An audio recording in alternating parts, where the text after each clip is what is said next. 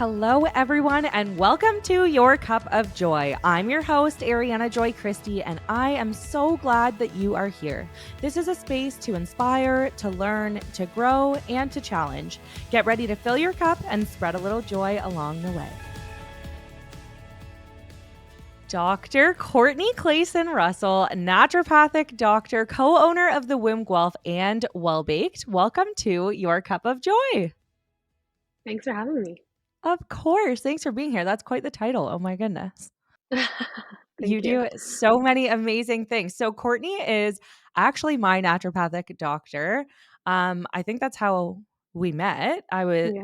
was looking for a naturopathic doctor here in Guelph. And you were amazing. So obviously I had to connect with you, and then we've become friends since. You've helped me through so many things through my fertility journey, my pregnancies, and now postpartum. You're just amazing. And I'm so glad to Oh, call you my friend too. So thanks for being oh, here. thank you. Thanks. No, thank you so much. I know. It feels like we just met each other, but it was so long ago and we've done so Yeah. much together and it's so funny. Yeah. Time flies. It's so incredible. It really, really does. So thank you for being here. I mean, not only are you a naturopathic doctor, you also started like one of my favorite yummy, delicious treat brands, Well Oh. Baked. I swear I dream about Twix bars all the time. They're amazing. And then also the womb. So we have so much to talk about, but maybe to start, for people that don't know, can you let us know a little bit about what naturopathic medicine is and why you got into this field? Oh yeah, of course. So I did my undergrad at Laurier. I worked for Laurier in Waterloo, and then I did my master's in botany. So I was into plants and plant medicine. And I was actually, like most women, I was on the birth control pill and I decided to come off. And when I came off, my cycle disappeared. And I was told it was normal. And I didn't like that. It was like 4 or 5 months and I didn't have a regular cycle. So I found a naturopath and I was given herbs, so botanical medicine, to kind of bring back my cycle, and it regulated. And I was Oh, like, this is so amazing. And so when I finished my master's, I was like, I want to help people and I want to work with plants and acupuncture and other things like nutrition. And so I started my program. It was in Toronto it's a 4-year um, bachelor of naturopathic medicine. And yeah, and here I am. amazing. That's so, so cool. And I know for some people, they're like, oh, naturopathic medicine is like hippy dippy, but really, truly, it's so incredible. And it has really impacted my life too. But I know that there are so many misconceptions. Can you let us know maybe like one common misconception about naturopathic medicine, and how do you address it? Yes, there's lots. Lots. I think naturopathic medicine has evolved over the time. For sure, Mm, there are really deep-rooted, more natural things, and different naturopathic doctors treat differently. So that's why a lot of us will do meet and greets, so you can meet them and see how they're going to approach your case, and you can make sure that they're a good vibe for you. But I would say the number one thing I get asked in a meet and greet is, are you going to put me on an elimination diet? Are you going to take away all the foods that I love? That's the number one thing that people think that I'm going to do is I'm going to take away all of the good foods and I'm going to leave them with like broccoli and carrots. For real. For real. I'd say Wow. 70% of people ask me that. They're like, I worked with a naturopath. They put me on all these like restrictions and it really like, created a problem. And so I don't practice that way. A lot of naturopaths don't practice that way, but there are some who do. And so yeah, I'd say that's the biggest misconception Mhm. is there's times where we do like some elimination, but Mhm. we never do anything like crazy. Like for the most part, I'm adding things to people's diet. Huh. Interesting. Yeah. Yeah, that's so funny because yeah, I've never thought that. Like I've never been like, "Oh, are you gonna take something out?" But I guess that a lot of people nowadays are like, "Oh, I'm trying no dairy, I'm trying no gluten, I'm trying this." And so that Hmm. could also be why. So interesting. Yeah. Um, well, naturopathic medicine has definitely changed many Oh. things for me and helped me in so many ways. Like I remember even when I was trying to conceive, I saw you because I've been trying for a few months with no success, which is a weird thing when you Mm. are told your whole life that sex leads to babies. And so Yes. like, don't do that. And then as soon as you pull the goalie or don't use protection, then all of a sudden you think that you're gonna get pregnant and you don't. So, Mm, yeah, you helped me a ton with that, and it's funny that you talk about adding things to diet because I definitely added things to my diet when I was trying to conceive. mm, Um, and it just helped me a lot. We used things like acupuncture. I mean, acupuncture from you has helped me with many things besides fertility too. We tried to induce my labor with Cali with yeah. acupuncture, which actually ended up working. Mhm, And also for stress and anxiety.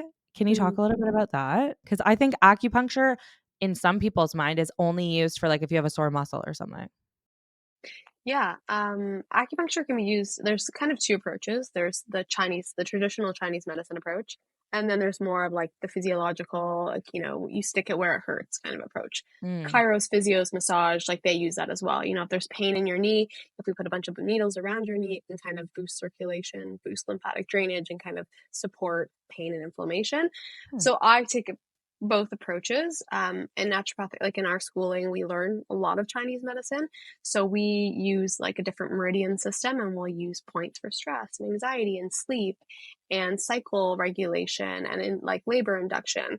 There's fantastic protocols for fertility and a lot of them are research based. Like people I always preface with like it depends on the person if they think they value this, but yeah. there's lots of research papers with the fertility realm and kind of cycle regulation and pregnancy with acupuncture. And so yeah, you definitely can use different points to support different goals, which is I Amazing. find nice. That's so cool. Yeah, it's definitely helped me a lot, and it's always like whenever you bring up acupuncture, I'm like, "Oh, you can do that for this?" Like, it's so cool. Yeah. Yeah, you can do it, Um, like, literally for everything. yeah, it's wild and definitely has helped because and other times I've been like, "Oh, I'll try it," but, like, I don't really believe in it, but it truly has helped me Yeah. in many, many ways, so that's so neat. I wanna talk a little bit about something that has been on my mind lately, which is Mhm, language and the language that I'm using in parenting. So, Courtney, you're a mom of 2, mhm. um, and one quite young. Yeah. Tell us how old your kids are? Madison just turned 6 and Brayden is 1. Oh Almost my 1. gosh. He's 1 in, like, 12 days. Oh my It's gosh. crazy. That I happened know. so fast, so fast. So, this is silly because you know that I love to watch reality TV. And I was watching Real Housewives of Dubai yesterday, and this topic of language keeps coming up for me when I'm having conversations with Mike, when I'm having conversations about parenting with like my mom or my friends or anything, even my grandma this past weekend. And in the Real Housewives of Dubai last night when I was watching, one of the women was having an argument with her husband because she runs a business. She, has this idea that she needs to keep up with the way that she looks and she has to work out and she has all these different things that she has to do. But she has 3 kids and the parenting falls primarily on her and she was feeling overwhelmed and like she really needed support. So she had this conversation with her husband and he was like, "Okay, I'll help you with the kids. Like I'll Mhm, help a day or 2 a week or something." Um and to me, I'm like she was like, "Oh, that's so great. Perfect. Like that's all I need. It's just your help for a little bit." But for me, saying that he's going to help her or when my mhm, husband is like, "I'll help you by cooking dinner." I'm like that's just reiterating that the kids are only like the female's job, my job or her job or whoever the primary parent is. yeah, And it's not really saying that you're just gonna participate as a parent. It's saying that you're helping, so it's not actually your role, and it mhm, bothers me, like, this language behind it, I think is, like, almost a part of the problem, and instead of if we stopped saying that you're gonna help in something that actually was a shared duty, then maybe we mhm, wouldn't always feel like it's only one person's uh, job. yeah. And so, am I out to lunch for thinking this? Or, like, what's your take on language and how that pertains to parenting roles and responsibilities? Oh, no, I think I was just having this conversation this weekend of, the default parent is usually, I would say, most of the cases, like mom and like that language of like, I'll help you or and I was saying this weekend, this is where it came up, is that when you're getting ready to leave the house and you feel like you're running around, you're sweating because you're like packing the bag and the kids and your husband's in the car and I'm like, how am I responsible for getting all the things ready in the car? I think there's a lot of pressure that comes on to like, yeah, kids act a certain way when they're with their moms. They feel the most safe. Mhm. We definitely take on, I think, roles of responsibility. And I think it stems from like, because when they're infants, they're so tied to us. You know, we're breastfeeding them or we're bottle feeding them or whatever. You're feeding your baby. You're like doing skin to skin with your baby. You're usually on maternity leave with your baby. And then I think that just like transitions to like the babies are kind of extensions of you. And so, yeah, I think definitely, I do agree with you that like that language, it shouldn't be like helping. It should be 50-50. Like these are your children too. Yeah, or just Parents need to, taking responsibility. Like, now yes. when I'm asking Mike to do something, I used to be like, "Oh, can you help unpack the diaper bag?" Or, "Can you help me and just grab a Mm, few snacks before we head out the door while I dress them?" But I think if I just said like, "Hey, today your responsibility is getting the hmm. diaper bag and my responsibility will be dressing the kids," like, then it becomes that Yes. we know our roles and responsibilities, and it's not Yes. just something that only one of us is thinking about. And I think there's a long way to changing that. Like, even with back to school, I'm finding, like, I'm doing all the research of, like, what backpack to get, where the Hmm. school list is, like, I don't even my husband is very involved, but I don't even think that he knows how to log on to the school website to get the Yeah. newsletter, like, you know what I mean? That's just something Yeah. that has fallen on me because I'm interested in it maybe, like, I don't know, but I think that, yeah, definitely if we used different language, like, something that's that simple, I think it could make big impact and change, and has started to with us, and maybe that's why I'm so hyper aware of it when I'm watching something like Real Housewives, but, like, Yeah. it really But is. and can I, like, back up a bit? Because in my office, I see this all the time. I have, for the most part, I'll see majority of my practice is women, although I do see a lot of men. I see partners, but most of the time in the fertility realm, right? Women come to me and they're like, "I'm having issues conceiving. We've been trying for 5 months," and everything's on them. It's like, you know, if we back up and say, like, to make a baby, it's 50-50. We can work on you 50%, Literally. but if we aren't if your other half isn't making the changes as well as you could be perfect, everything could be great, blood work awesome, everything in check, all the supplements, but if the 50% of the equation needs some work, you know what I mean? We're gonna have an issue. So I love that idea of like changing the language, and we have so much work to do with like parenting. But even Mhm. if I try to instill this language from the beginning of we're trying to conceive here. If you want to optimize your health of your baby, both of you need to make big efforts and change. And it doesn't just mean that you stop drinking coffee and drinking alcohol and all these things. There has to be a give and take from both parties. So That's so true. I remember actually having that conversation with Mike probably after an probably. appointment with you, saying like, "Okay, if this is what we want, then we both need to be, Mhm. like, committed to this and in this to both be at our best optimal health to be able to make it work." So, yeah, Yeah. I guess if we take it all the way back, it really does follow through all the way to parenting too. Yeah. Yeah. Love So that. talking a little bit about fertility, I wanna talk a Mm. bit about Stu, your partner, if that's Okay. okay, because Yeah. something that's so interesting about you to me is that you have a specialty, a focus in your naturopathic medicine practice in Mhm. women's health and fertility, from the perspective of natural medicine. But Stu also works in fertility from a more medical perspective. So, Mhm. how do you find this? Is this difficult? How do you guys support each other in your practices when it really is two different practices but the same field? Yeah, that's a good question. Yeah, my husband Stu is the director of embryology research and implantation research. So he does a lot of how to optimize fertility in the realm of IVF and IUI. And so we're really like we work really well together because again, he's really supportive of all the natural like supportive options that naturopathic doctors acupuncturist can provide. He is really into health. Like he obviously is, you know, helped me create Well Bake. So he's into nutrition and like movement and like he looks. We read the papers together a lot of the time Mm. because he has this research background. So I'll be like, what do you think of this paper? Can you kind of let me know your opinion? Or sometimes I get consent from people's cases and I say, you know, can I, you know, chat with my husband about this from a different perspective?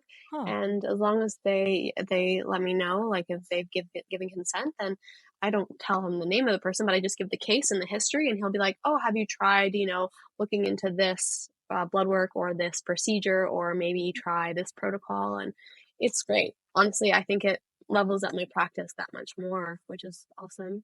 So interesting. And then can Yeah. he take a more natural approach too in his practice based on recommendations from you? He doesn't see patients in the clinic, So he's Needs more like, research. again, he has more research, but when he is like doing presentations for the doctors, he always tries to integrate in like Mm, the benefit of acupuncture, the benefit of working with a naturopathic doctor, because they can kind of, we can spend more time with the patients and kind of work on them from a one-on-one perspective and individualized. A lot of the time in the so fertility neat. realm, yeah, it's more like this is the protocol for endometriosis or PCOS, whereas we can be like, well, your blood work shows this, so why don't we try this approach? So Mhm. there are a lot of great fertility doctors up and coming who are working one on one with a naturopath with that specific patient. So we can give them more That's so individualized care. interesting.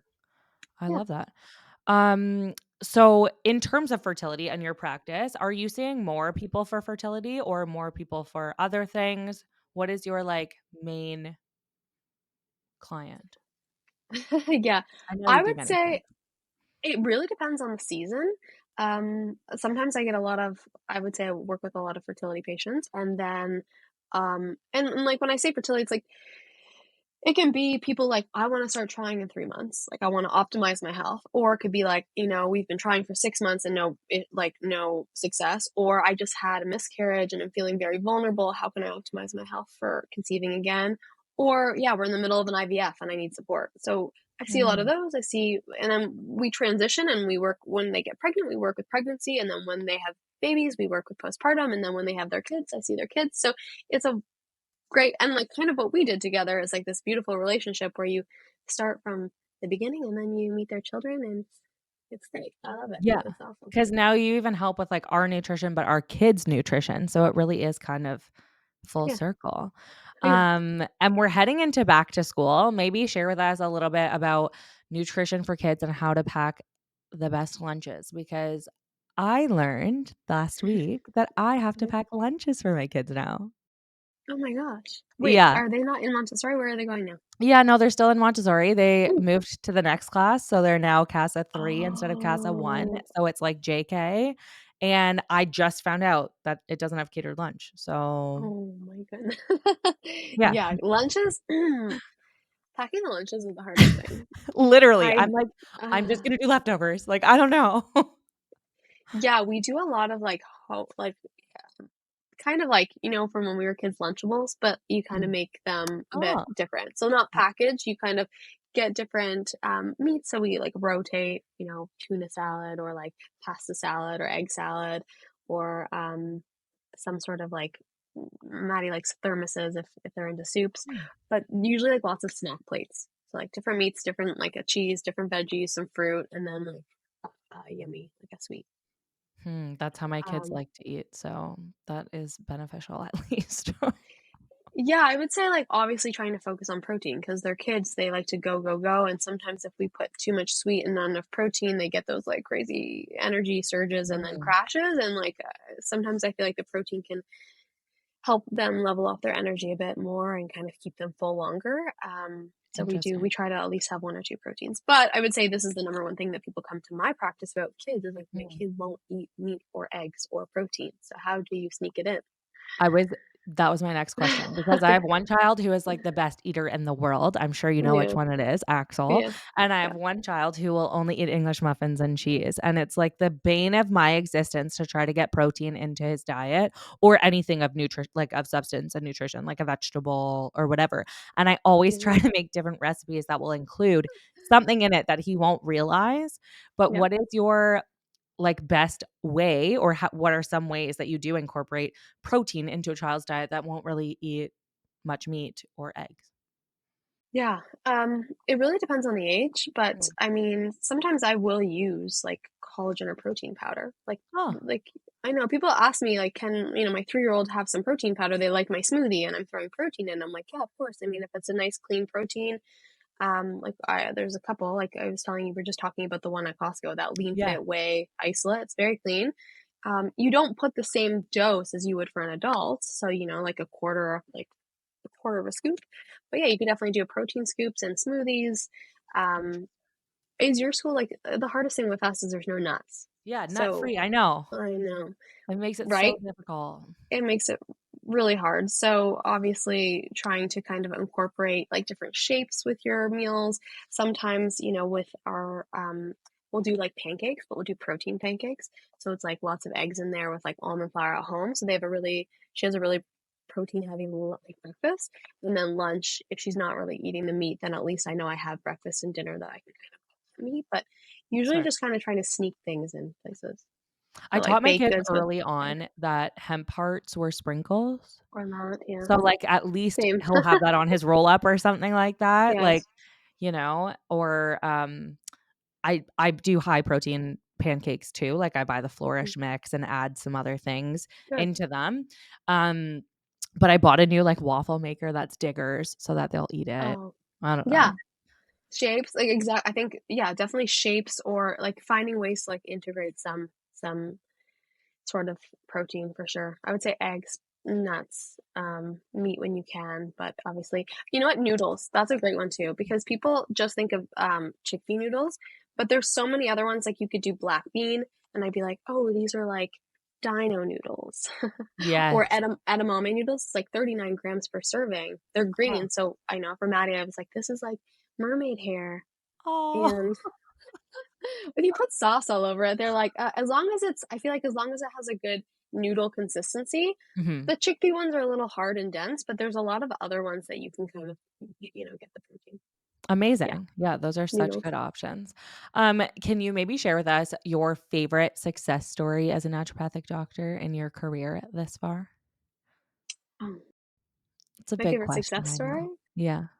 I mean, I'd say okay, I don't know if I have a success story, but I think my biggest my I think the moment that makes me feel the most joy is when someone feels they're like, I've had people look at me and they're like, I love that you just spent so much time explaining this to me. I feel so Mm. validated. I feel so heard. I feel so, I feel like I'm going to get help. And that is like the biggest success for me Aw. because all I want people to do is feel that way. You know what I mean? So, Mhm. and that's like the special moments. I feel like the most success is when people's goal is like getting pregnant, we get them pregnant, or they have really bad period pain and we take it from like an 8 out of 10 to a 2 or 3 out of 10 where they're like, Mm. I don't even need Advil anymore. Um, or they just feel like very like on top of their health, where they're like, I don't feel like I'm spiraling anymore. I'm kind of in control. I would say those are like my biggest. I'm like, yes, I That's feel. amazing. And it is Yeah. true. You do take extra time. It's kind of similar to, like midwifery care, how I felt when I Mhm. had a midwife. Like they Mhm. just took the time and listened, and you don't feel rushed. You don't feel worried. Like you really have time to like discuss how you're feeling, and then you never sometimes when I go to the doctor, Mhm. I worry that I'm gonna forget something. Like, when I was pregnant, I'd write things down in between appointments because I knew I'd forget because you feel so rushed and, like, you're Yeah. taking their time. Whereas with my midwife or with you, like, I know that I have time to, like, really talk things out, and I even sometimes discover things that I didn't even Mm. know that I needed to talk to a medical professional about through talking about, like, my everyday life in that Yeah. time. So, I think, yeah, the extra time is so validating and worth it. Mhm. I wanna talk a little bit about stress, anxiety, maternal mental health, because you do have a Yeah. focus on women's health, and that is a huge piece for me that, I think I'm still, like, struggling with and trying to grasp because, um, I'm a go, go, go person, as a lot of especially moms and parents are, Yeah. and you just kinda put your needs last, and because it's not something that I can see, if it were like a broken leg or like a cut on my finger or something, I just, like, put it off and I don't really worry, and I don't feel myself or who I am all the time, but I'm just like, Mhm. "Oh, it's okay, it's just because 'cause I'm busy today," or Mhm. because I'm not busy, like, sometimes it's the opposite too. So, it's a huge topic, it's something that I think people sometimes think like maternal mental health is only during like your 6-week postpartum period, like period of time, but that's not the case. Yeah. I'm like almost 2 years postpartum of my last baby, and I still Yeah. feel like I'm struggling with like, I don't know, postpartum mental health. Yeah. So can you talk to us about how naturopathic medicine can be used to support somebody going through this? Mhm. Yeah, definitely. I think for sure I'd see this a lot as well. I mean, we are especially like the go go go. You have kids and you want to especially the entrepreneurs too, like you're trying to run a business and it's a part of you, but you also want to parent and be part of their lives, so you're just kind of pulled in different directions and stress and anxiety creep up. Yeah. But definitely, I think supporting stress and anxiety is so, it's on the rise. I'm seeing it more and more. So some Mhm. of the ways that with naturopathic medicine, I would use herbs. So there's great herbal medicine, adaptogens, probably lots of people have heard of, supporting your cortisol levels. So when you're stressed, your little adrenal glands, they sit above your kidneys, they secrete cortisol. And so cortisol runs through the body. It makes us feel anxious. It makes us feel stressed. And so sometimes we can use herbs, ashwagandha, rhodiola, schizandra. There's a bunch of different ones that most people hear about ashwagandha. I think that's the number one I guess about. We can use things to kind of support and offset that cortisol level. But I think sometimes, and this is where the internet falls short in different cases, is that when we look at people individually, it's not always just cortisol that's making stress and anxiety work. Mm. Hormonal imbalances can make cortisol and stress and anxiety worse. Lots of times people feel really peak anxiety or stress right before their period's about to come or right before they Yeah. ovulate. And that's because Yeah. our hormones take a dip.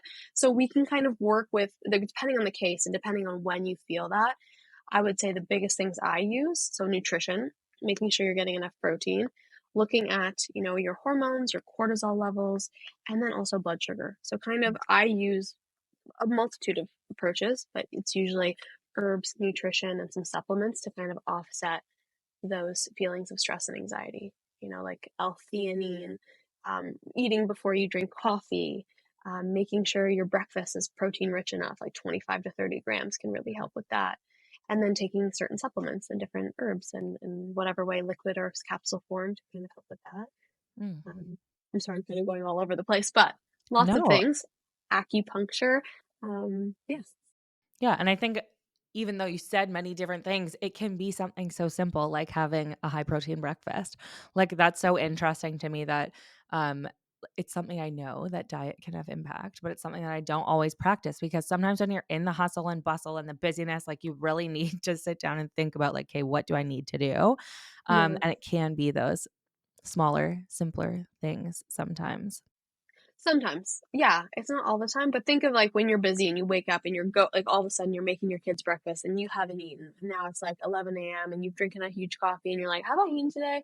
No, I haven't had anything." And then you're kind of like, the cortisol is spiked, a little bit higher, like, because you had a bunch of coffee but no food, and so sometimes we can use, like, just the power of kind of a well-balanced breakfast or just eating something small and quick before that coffee, Mm, and I usually pair some adrenal support as well because moms always need it. There's some great, like, yeah. herbs that are more restorative and balancing and kind of Hmm. supportive, as That was well literally as me today. I had 2 large coffees and Oh, nothing else nice. until I got to the office, and I was like, "Oh my god, why am I shaking?"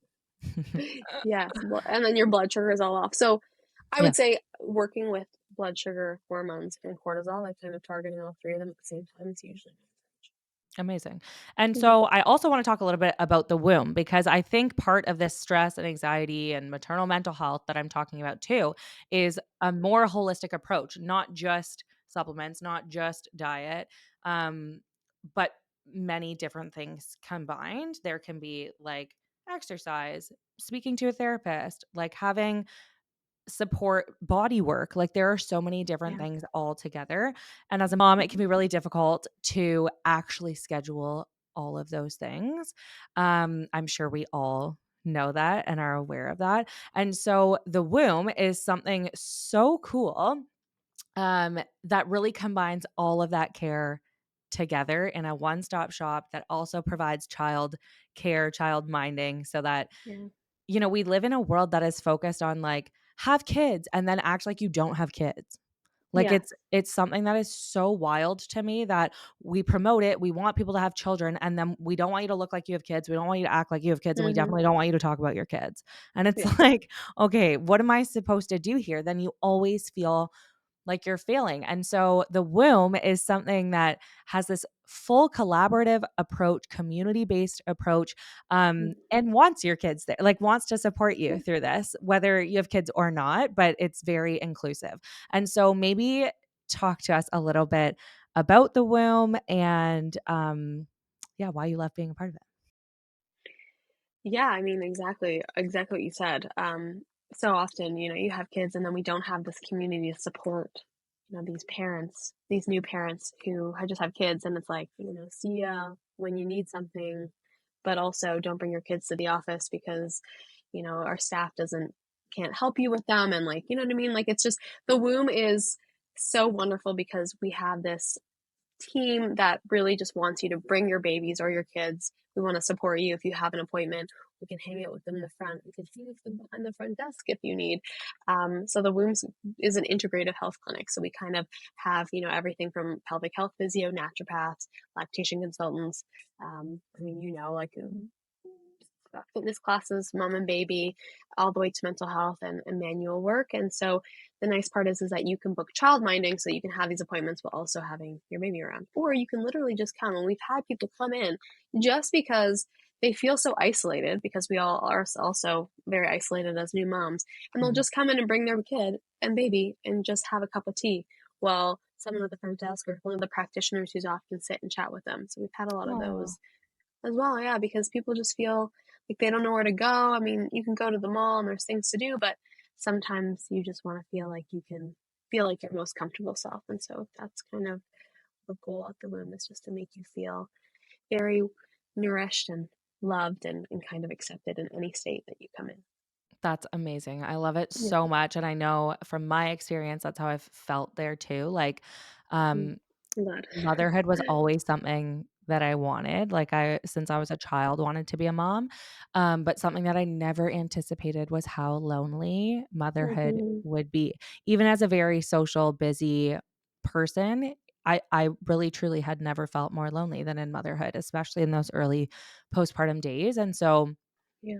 I think for someone like I'm blessed that I have family close by. There are people that don't, that Yeah. move here and don't have anybody around. Hmm. And so the womb really becomes that place that, you're searching for your village. You want people around. You want a space to Hmm. feel comfortable in.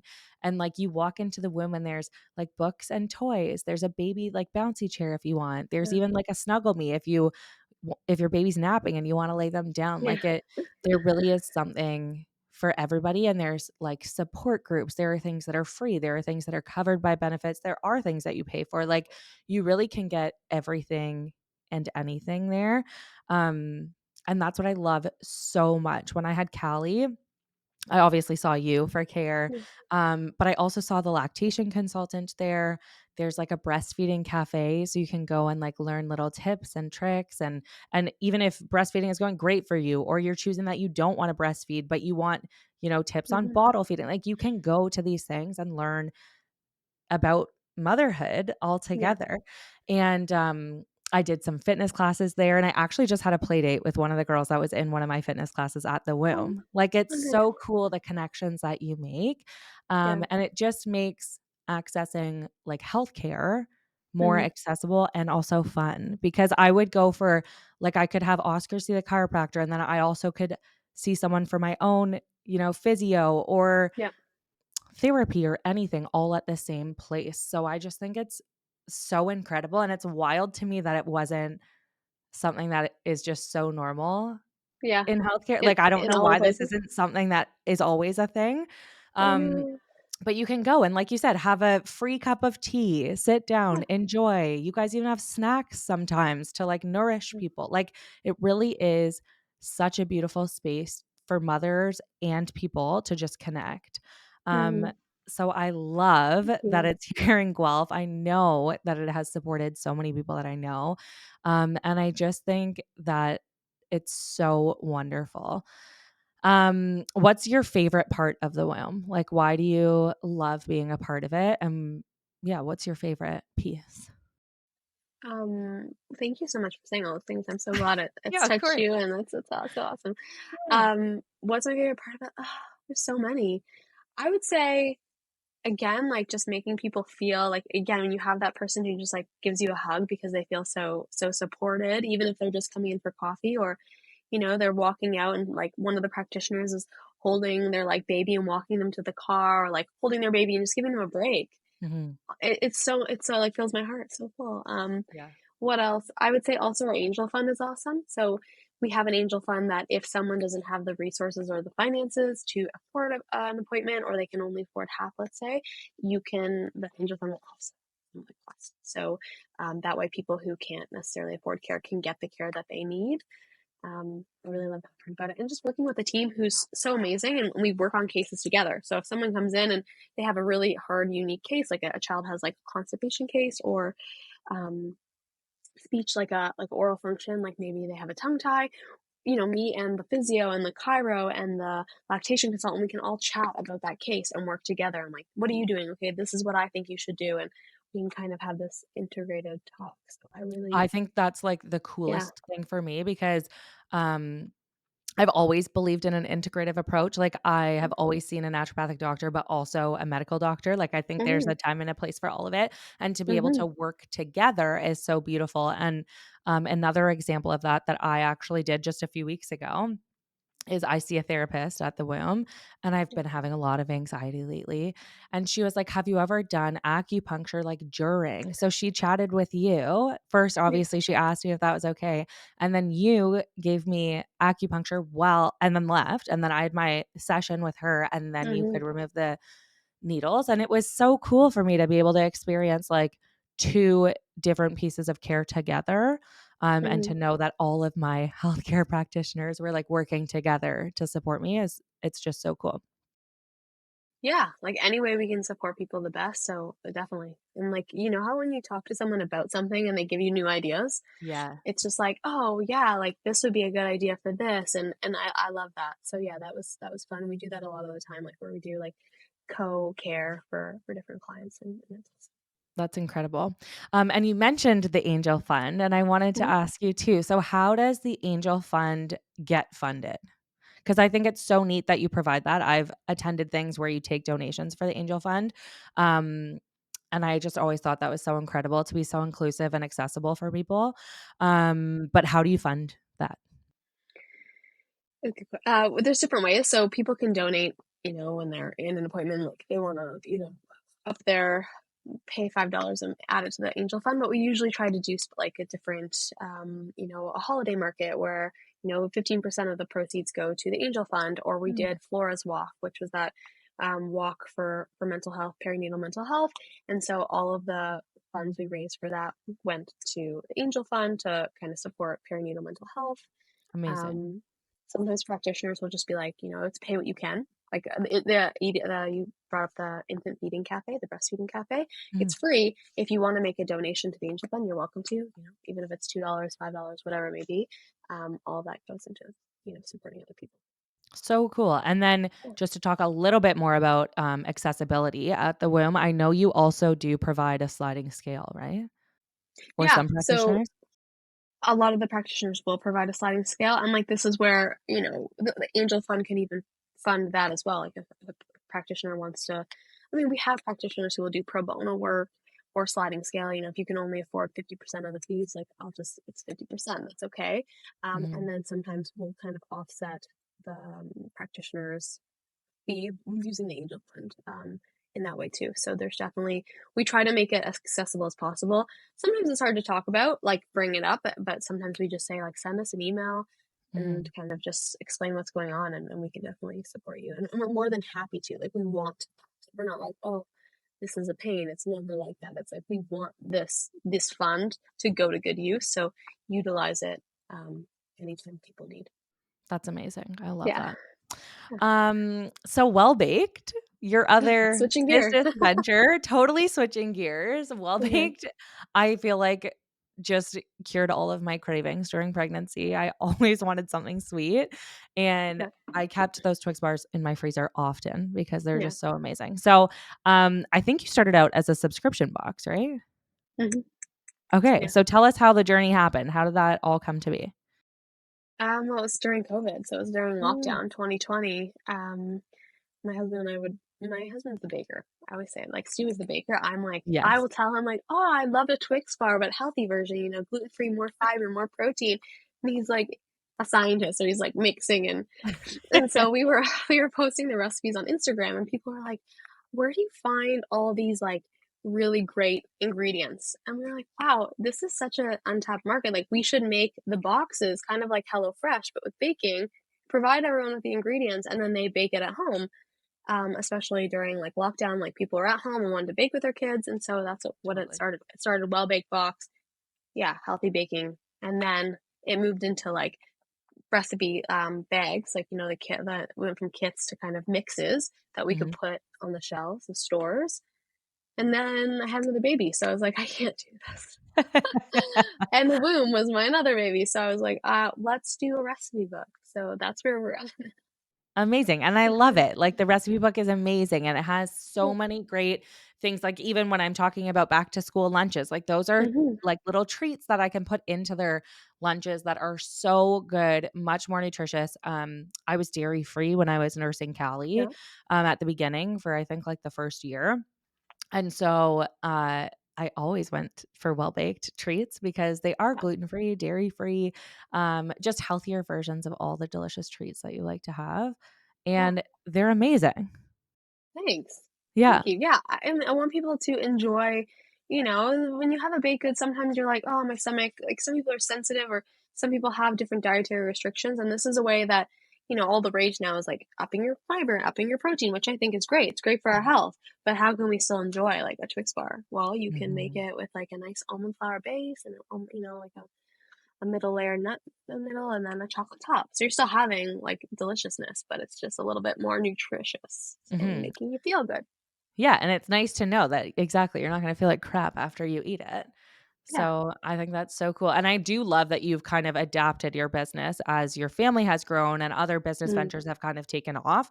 Um, Can you talk about that? Like, this is a I think it's a question that I hate being asked, so Okay. I'll ask it to you, but I'm sure Yeah. you're asked all the time. As a mom of 2, running 2 businesses, having your own practice, like, how do you do it all? Yeah. How do I do it all? I mean, most of the time I do it at night, Mm, and then you have help. Like, I would say I've had these conversations with my husband of like, "You're not helping me. You're taking 50% of the responsibility of your kids." So, we do family time, but a lot of the times he steps up and like takes over childcare so that I can do things for my business. And I mean, the womb's easier because the area that we're in, the kids can be so involved. With a mhm. lot of my meetings when I had Raiden as a new baby, I could just bring him to a lot of meetings. It was easier that way. But I'd say, So yeah, true. it's a juggle. It is hard for sure. I'm up probably Mhm. later than I should. I'm my own worst patient. I should be going to bed, having more sleep, but running too busy. I'm like trying, you try to do a little bit of everything and you fail. I Mhm. I feel like I'm not perfect. There's some things that, fall through the cracks and you kind of have to apologize to yourself and whoever else, but I think we try to balance it as much as possible. And I think one of the main things too that I always say when asked that question that you also said is support. Like, Yes. you need to have support. Nobody does it all, and there's Yeah. no I have a girlfriend who always tells me this, there is no award for doing it by yourself. Yeah. Nobody's gonna look at you at the end and be like, "Good job, you didn't accept any help." Like, that doesn't happen. Accepting No. help is important and having support is important, and whether your support is something like child minding at the womb, like just accepting that Mhm. that is something that is offered and you're going to go and you're going to feel good about using that tool, or if it's a friend or family. Like, I know for people who don't have friends and family nearby, it can be difficult, but there Yeah. are ways to access support, and I just think it's so important to do that. Yeah. Yeah, for sure. Like asking for help as much as possible. And it's hard. Like I also find it hard, but that's Mhm. kind of how you get things you can get that. Like, yeah, that's how I get things done is I have to ask for help from family or friends and kind of try to balance that. But it Totally. is I get asked that question and I'm always just like, "Oh, how do I answer this?" Yeah, like, uh, I don't know, I know. Yeah. I'm still in it, so I'm still Yeah. surviving somehow. Yeah, totally. And some days are better than others. Like, some days I'm like, "Oh my gosh, like, I'm Yeah. so great at this. I can do all of these things." And other days I'm like, "I'm failing at literally everything that I'm doing." Yeah, So there's highs and lows. definitely. Definitely. Um, And it's and then yeah. in between sorry, go ahead. No, no, I was gonna say that's how offset your stress and anxiety levels. True. Taking it right back Right to back. the stress and anxiety. It's so, so true. And in between all of that, I know that you have been an advocate also of promoting self-care, taking care of yourself, doing things like working out or eating healthy or just taking a few minutes for yourself. I mean, it's so important to do and it's easy to Yeah. say and it's difficult to do. So, what does self care look like for you and why is it important to you? Yeah, good question. I think self-care self-care is so important because it helps us, like, if we feel good, we are able to care for the people around us probably better, right? A lot of Totally. the a lot of the people in my office are like, "I'm taking care of everyone else but myself," and I'm feeling like I'm failing myself by doing that. And so a lot of the time, I'm helping people find those self care, whether it's exercise or, finding a counselor or meditation if that works for people. And some things are going to work really well for others, and some things are not. And so it's like, what works best for you? Is it just eating more protein and kind of cleaning up some things with your nutrition? Sometimes people are like, I'm like binging right before bed, and then my sleep is off because I'm crushing a bunch of sugar and that impacts my sleep, and then my sleep is crap and I feel low energy the next day. So it's trying to find a way to kind of support you in terms of your nutrition and your movement patterns, talking about the benefits of exercise, even if it's just walking or doing something low impact, if that's all you can do, or finding someone who can, support you, whether it's like a personal trainer or like a group like a group fitness group. We were Mhm. doing the cold plunges. Like a lot of the time it's like, that was amazing because it's 2 minutes and sometimes you'd feel so clear headed after. It's so great. For some people it works honestly wonders. And so Yep. sometimes self-care is literally plunging in a cold pool. Yeah, and I Uh, often think it's funny because for some people, they're like, "Oh, I need to go get a facial or massage for self-care," like something relaxing. I'm like, "I'll just go dunk in a cold pool." But it actually yes. truly changes my whole mindset for the day. Like, it's incredible if I just put those 2 minutes aside. Yeah. Yes, definitely. So some people have the 2 minutes of that, and then if people can get the self-care of like massage or osteo or chiro, then yeah, and this is where like the womb can kind of watch your kids. You can have a Mhm. peaceful 30, 45 hour. That's definitely helpful as well. Totally. And what's your favorite way to practice self-care? Oh my gosh. Well, I love cold plunging, but honestly, I play ultimate frisbee. So when Oh, I get yeah. to go play frisbee for an hour, I've seen you've been playing soccer, and I'm like, yes, Yeah. do that. When I get out of the house, I'm outside, I'm with people playing a sport, I'm running around getting a workout in. Best form of self care for me. I feel like a new human being after that 1 hour. It's so true, like, the Yeah. impact that it has. Mike always jokes because when I come home from soccer, I'm, like, wired and so excited and so Yeah. happy, but it's almost like a double whammy, like, it's like a social thing and also exercise, so it's, like, 2 things at once, and I just think it's, like, the best use of time, you Yeah. get to do both, and I think Mhm. even if you're not playing a team sport, like, if you're able to make movement social, then it does fill 2 of my buckets at the same time, like, I'm a big efficiency person, I'm busy. I like to keep my schedule full. So if I'm Yeah. doing like killing 2 birds with 1 stone, like doing 2 things at once is just something that is so impactful and really does make a difference. Yeah. I agree. I think that's 100%. amazing. And is self-care something that you guys prioritize? Like you and Stu, you're both obviously 2 kids, 2 very demanding jobs. Um, is it something that you prioritize and how do you make that work? Yeah, we do. We we have a home gym. So our I would say Mhm. like our biggest form of self-care, both of us, is movement. So whether it's frisbee, so we alternate, one night a week, and then sometimes we play together. We have a babysitter, so asking for help is Amazing. babysitter. But I would say movement. So we just prioritize like 3 days a week we are going to move, whether it's gonna be, a 30-minute workout, a 45, a 60, it really depends on how we're feeling and how our day's gone. But we will alternate. We'll either do it together and incorporate the kids somehow. I think that's awesome too if you can do that because get Mhm. them involved and gets them thinking like, yeah, moving our body, it helps our parents feel good. Moving our body is important for us. So we definitely incorporate exercise as our self-care and whether the kids are involved or not, it depends on the day.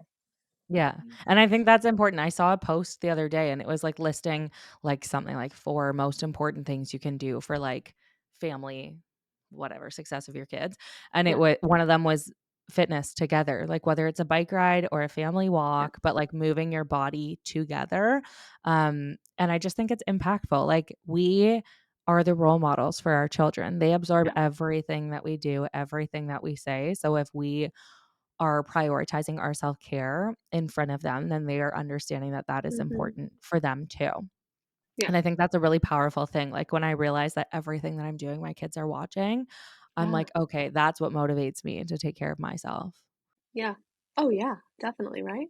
Yeah, Especially when you're like, "Okay, this is going to pave the path of what little hu how little like, a little human's gonna be as an adult." Hopefully, they feel inspired and like, "I wanna be how my parents are being," and yeah, taking care of their mental health and their physical health, and yeah.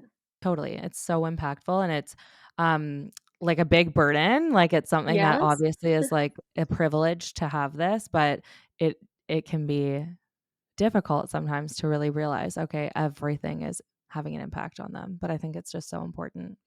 Yeah.